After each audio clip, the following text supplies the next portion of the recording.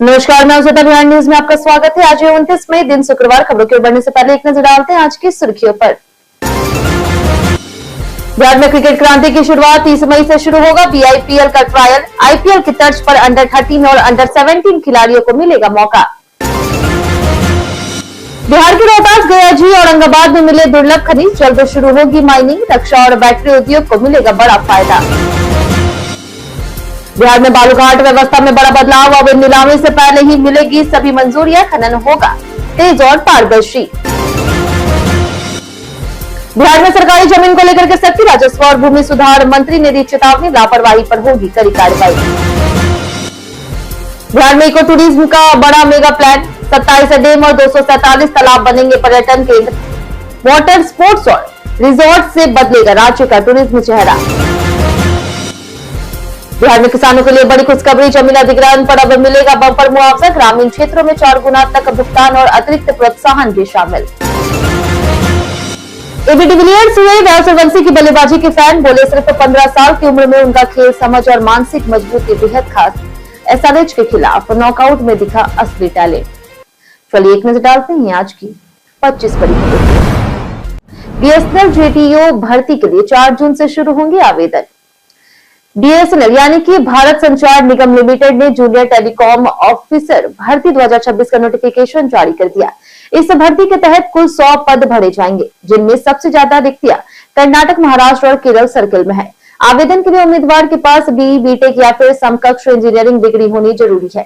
Telecommunication, electronics, computer science, IT और electrical शाखा के अभ्यर्थी आवेदन कर सकते हैं। उम्मीदवारों की आयु सीमा 20 से 30 वर्ष तक तय है, जबकि आरक्षित वर्ग को छूट मिलेगी। चयन सीबीटी परीक्षा के आधार पर होगा। चयनित उम्मीदवारों को 16,400 से लेकर के 24,500 तक वेतन मिलेगा।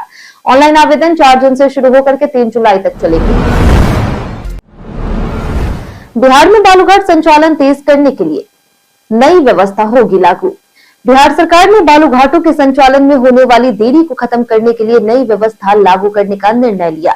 अब नीलामी से पहले ही खनन योजना, पर्यावरणीय स्वीकृति, सीटीई और सीटीओ जैसी सभी जरूरी मंजूरियां तय समय में पूरी की जाएगी। पहले इन प्रक्रियाओं में लगभग 300 दिन लग जाते थे, जिससे संचालन में देरी और राजस्व नुकसान होता था। नई व्यवस्था के तहत बिहार राज्य खनन निगम लिमिटेड को एजेंसी नामित किया गया है। इससे बालूघाटों का संचालन जल्दी शुरू होगा।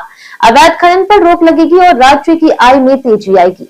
सरकार ने इसे पारदर्शी और तेज प्रक्रिया बनाने का लक्ष्य रखा। प्राइवेट स्कूलों से बेहतर होंगे बिहार के नए मॉडल स्कूल। मुख्यमंत्री सम्राट चौधरी ने घोषणा की है कि बिहार में शिक्षा व्यवस्था को मजबूत करने के लिए हर ब्लॉक में मॉडल स्कूल खोले जाएंगे। उन्होंने कहा कि इन स्कूलों को इतना बेहतर बनाया जाएगा कि कॉन्वेंट और प्राइवेट स्कूलों के छात्र भी यहाँ दाखिला लेने को प्रेरित होंगे। मुख्यमंत्री ने अधिकारी को निर्देश दिया है कि वे महीने में 2 दिन गांव में रहकर ग्रामीण विकास और बिहार की विरासत को समझे। सरकार का लक्ष्य गांव-गांव तक गुणवत्तापूर्ण शिक्षा पहुंचाना है। उन्होंने अपराध को जाति से जोड़ने को गलत बताते हुए सख्त कार्रवाई की बात कही और भ्रष्टाचारियों को सीधे जेल भेजने का संदेश दिया। बिहार के समग्र विकास पर भी जोर दिया गया। 30 मई से बिहार क्रिकेट लीग के लिए होगा बड़ा ट्रायल। बिहार के क्रिकेट प्रेमियों के लिए बड़ी खुशखबरी सामने आई है। अब आईपीएल की तर्ज पर राज्य के बिहार इंस्टीट्यूट प्रीमियर लीग यानी कि बीआईपीएल का आयोजन होने जा रहा है। अनिल अग्रवाल की घोषणा के बाद इसकी तैयारियां तेज हो गई। प्रतियोगिता में भाग लेने वाले खिलाड़ियों का ट्रायल 30 मई से 2 जून तक आयोजित किया जाएगा, जिसमें राज्य भर के युवा क्रिकेटर हिस्सा लेंगे। चयनित खिलाड़ियों को विभिन्न टीमों में जगह मिलेगी। यह टूर्नामेंट 17 जून से 30 जून तक खेला जाएगा और फाइनल मुकाबला ऊर्जा स्टेडियम में कराने की तैयारी है। खास बात यह है कि प्रतियोगिता अंडर 13 और अंडर 17 खिलाड़ियों के लिए होगी, जिससे बिहार की नई क्रिकेट प्रतिभाओं को बड़ा मंच मिलेगा। बिहार के 27 डैम और 247 तालाब बनेंगे पर्यटन केंद्र। बिहार सरकार ने इको टूरिज्म को बढ़ावा देने के लिए बड़ा मेगा प्लान तैयार किया है। पर्यावरण, वन और जलवायु परिवर्तन विभाग राज्य के 27 डैम और 247 तालाबों को पर्यटन केंद्र के रूप में विकसित करेगा। इन स्थलों पर वाटर स्पोर्ट्स, रिजॉर्ट और एडवेंचर एक्टिविटीज जैसी आधुनिक सुविधाएं उपलब्ध कराई जाएगी, ताकि पर्यटकों को बेहतर अनुभव मिल सके। निवेशकों को आकर्षित करने के लिए 9 जून को पटना में इको टूरिज्म इन्वेस्टर्स मीट 2026 आयोजित होगी। सरकार ने पीपीपी मॉडल के तहत निवेशकों को 30 साल की लीज पर जमीन देने का फैसला किया। साथ ही राज्य में पर्यटन बढ़ाने के लिए सरकारी कर्मचारियों को परिवार संग पर्यटन स्थलों पर घूमने के लिए प्रोत्साहित किया जा रहा।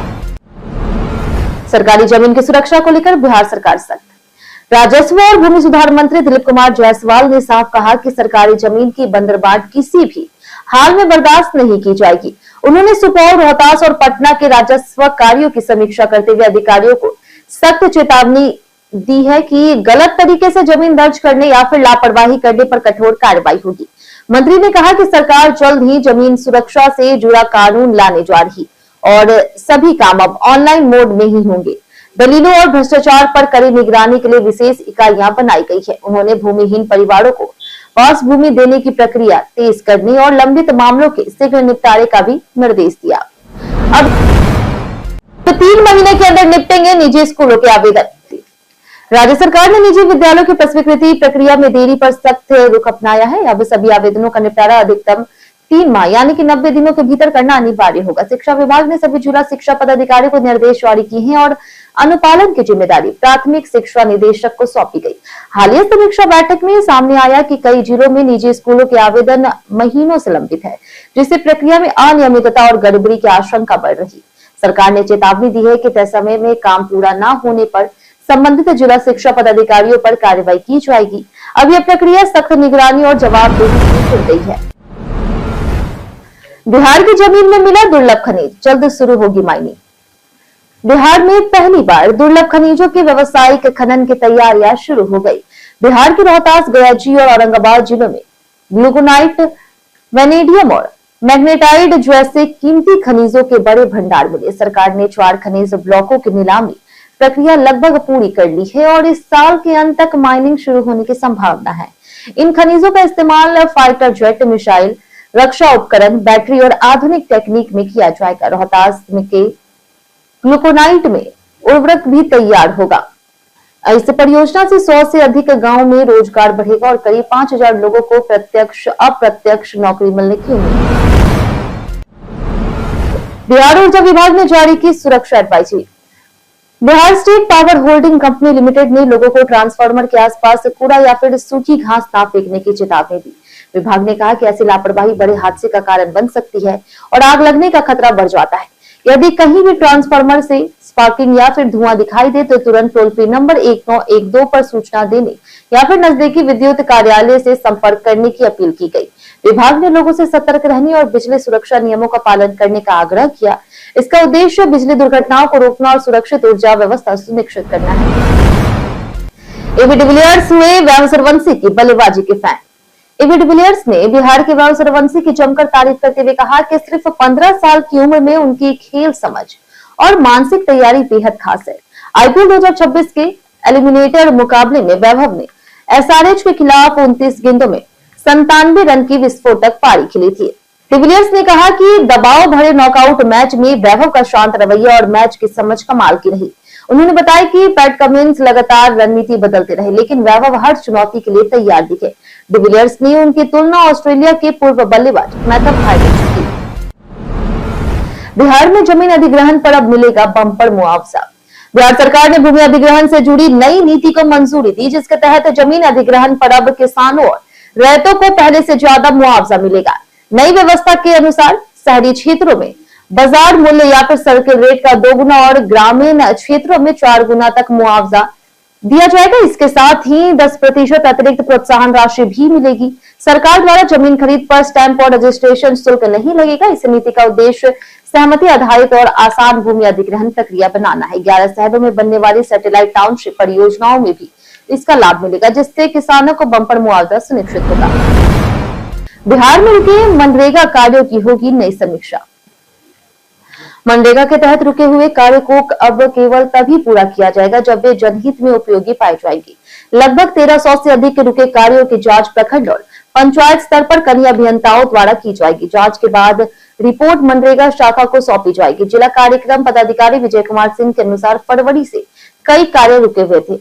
अब जिन कार्यों को उपयोगी माना जाएगा उन्हें बीबी जी राम जी योजना के तहत मिलने वाली राशि से पूरा किया जाएगा। इस योजना के तहत 1 जुलाई से ग्रामीण क्षेत्रों में फिर से कार्य शुरू होंगे। इनमें पंचायत भवन, स्कूल, सड़क, नाली और गली जैसे विकास कार्य शामिल हैं। बिहार यूनिवर्सिटीज में शुरू होंगे 7 नए रोजगार परक कोर्स। बिहार के विश्वविद्यालय में छात्रों को रोजगार से जोड़ने के लिए सात एम्प्लॉयमेंट ओरिएंटेड कोर्स शुरू किए जाएंगे। कुलाधिपति की मंजूरी के बाद Pataliputra university, Patna university, Tilkamanjhi, Bhagalpur university और बिहार यूनिवर्सिटी में 2026 सत्र से यह कोर्स शुरू होंगे। बीकॉम में BFSI, retail operation, e commerce operation और ह्यूमन रिसोर्स ऑपरेशन शामिल है। बीए में कंटेंट एंड क्रिएटिव राइटिंग तथा बीएससी में हेल्थ केयर मैनेजमेंट और डिजिटल इलेक्ट्रॉनिक्स पढ़ाए जाएंगे। ये सभी course apprenticeship embedded degree program के तहत चलेंगे, जिसमें पढ़ाई के साथ इंडस्ट्री ट्रेनिंग भी दी जाएगी ताकि छात्रों को बेहतर रोजगार मिल सके।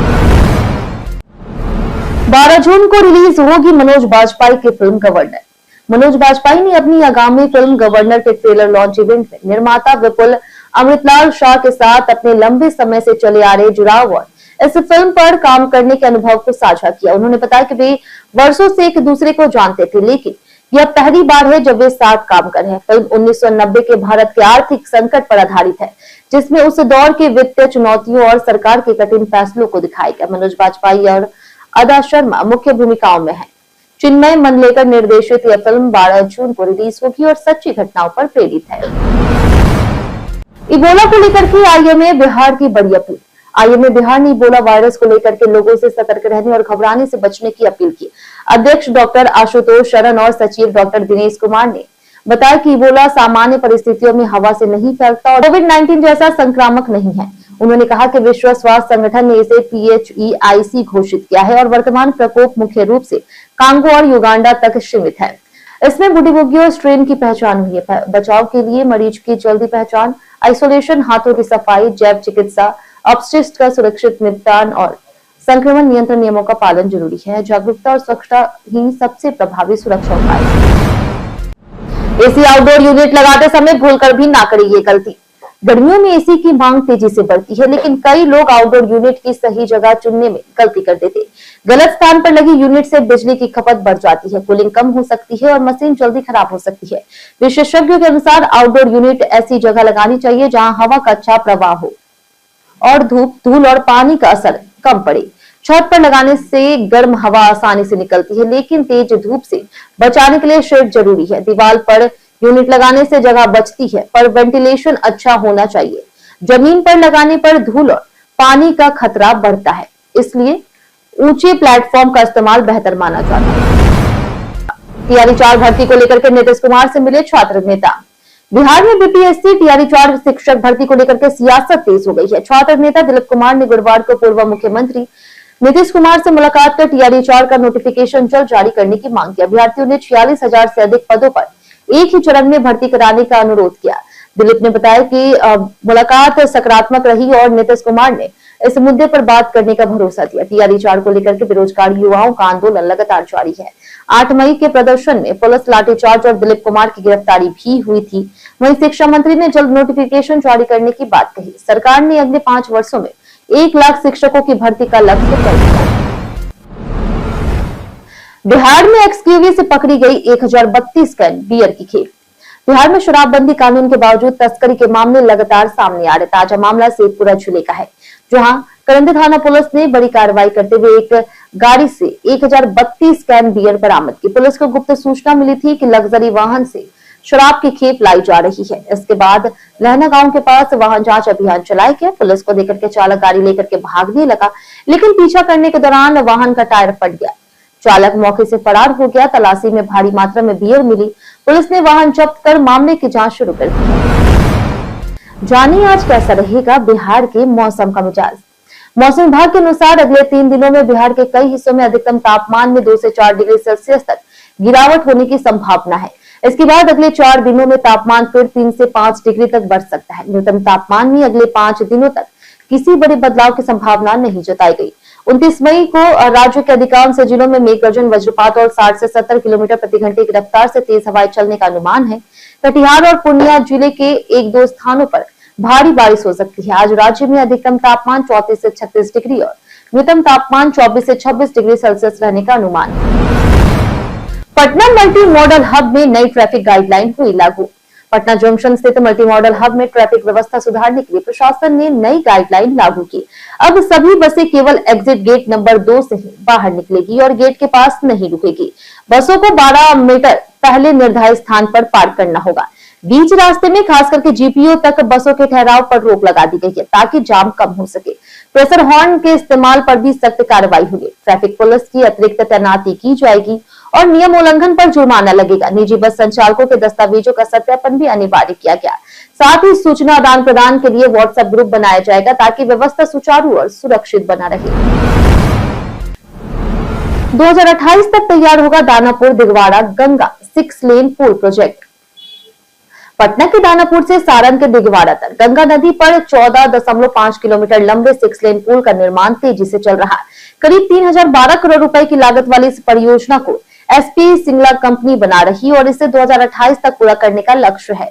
यह पुल पटना रिंग रोड परियोजना का अहम हिस्सा है, जिससे उत्तर और दक्षिण बिहार के बीच कनेक्टिविटी मजबूत होगी। इसके बनने से यात्रा समय घटेगा, जेपी सेतु और अन्य मार्गों पर दबाव कम होगा और धार्मिक स्थलों तक पहुंच आसान होगी। साथ ही क्षेत्र में जमीन की कीमतें बढ़ रही और रोजगार और व्यापार के नए अवसर पैदा होंगे।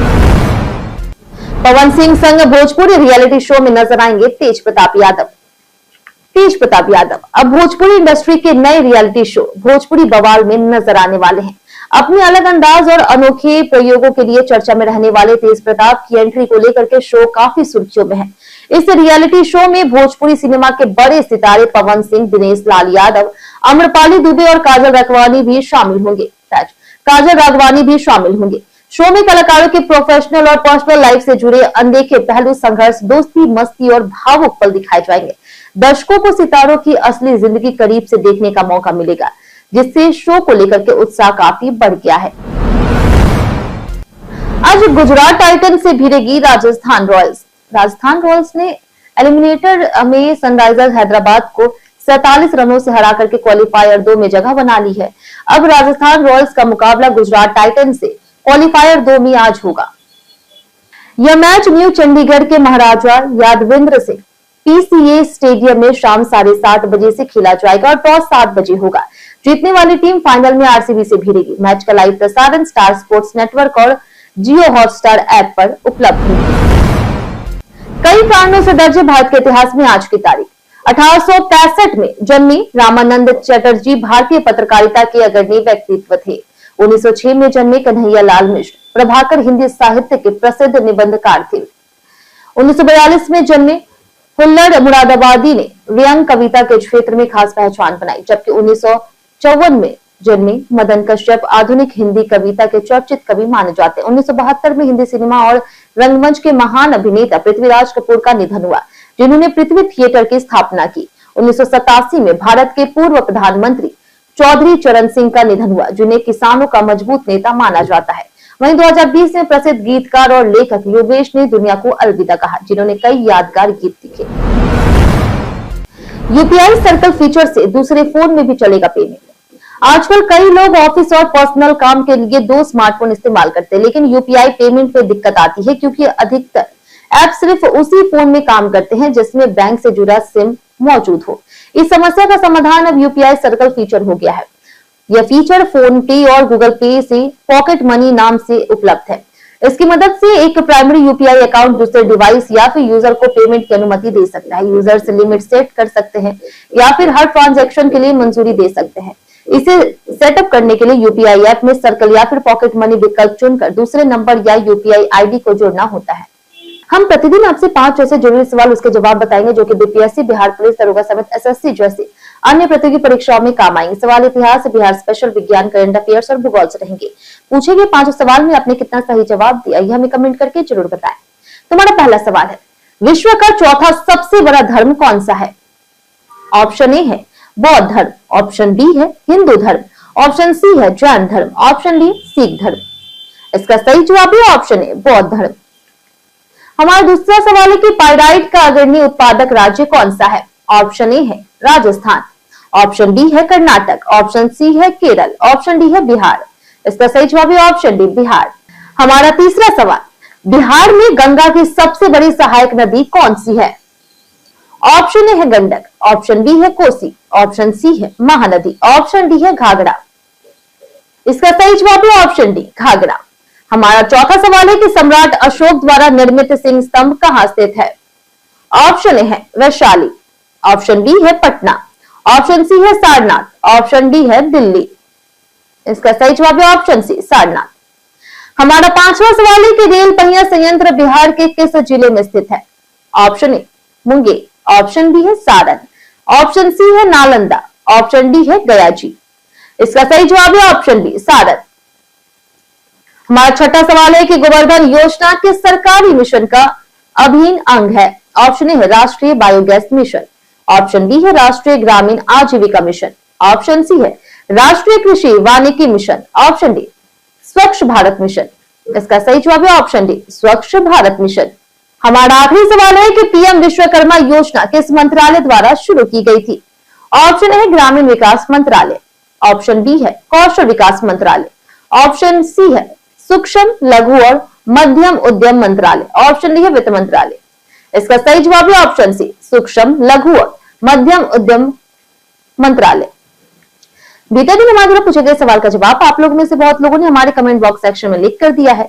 जिन्होंने हमारे द्वारा पूछे गए सवाल का जवाब दिया उनके नाम है आयुष राज, गीता देवी, कृष्णा कतरा, ब्रिज प्रसाद, बबलू कुमार, कृष्णा प्रसाद, अब्दुल मनान, विकास कुमार, पंचानंद सिंह, गुड़िया सिंह, राजेश मांझी, उदय कुमार, सुमन मिश्रा, शैलेंद्र कुमार, विजेश कुमार, अमरजीत कुमार, दयानंद सिंह, लव यादव, शोभी कुमारी, दीपक कुमार, मुरली पासवान, रवि मोहन वर्मा, राजीव कुमार, रंजय तिवारी, बेचन कुमार, राजीव कुमार, मनोज दास, मुकेश चौधरी, प्रदीप पंडित, राजकुमार यादव, कुंदन कुमार, कौशलेंद्र कुमार सिन्हा, शिव शक्ति, राजीव रंजन, शिखा कुमारी, राम कुमार, जितेंद्र कुमार, नूतन कुमारी, संजीव कुमारी, दुर्गा कुमारी, संजीव कुमार, हरेंद्र सिंह और राजीव राय। इसी के साथ बढ़ते आज के सवाल की ओर। आज का सवाल है, क्या बिहार में बेरोजगारी की सबसे बड़ी वजह उद्योगों की कमी है या फिर नौकरी के सीमित विकल्प? आप अपना जवाब हमें हमारे कमेंट सेक्शन में लिखकर जरूर बताएं। आज के लिए इतना ही। बिहार के तमाम खबरों के साथ बने रहने के लिए देखते रहे बिहारी न्यूज और साथ ही यूट्यूब चैनल पर देखें। चैनल को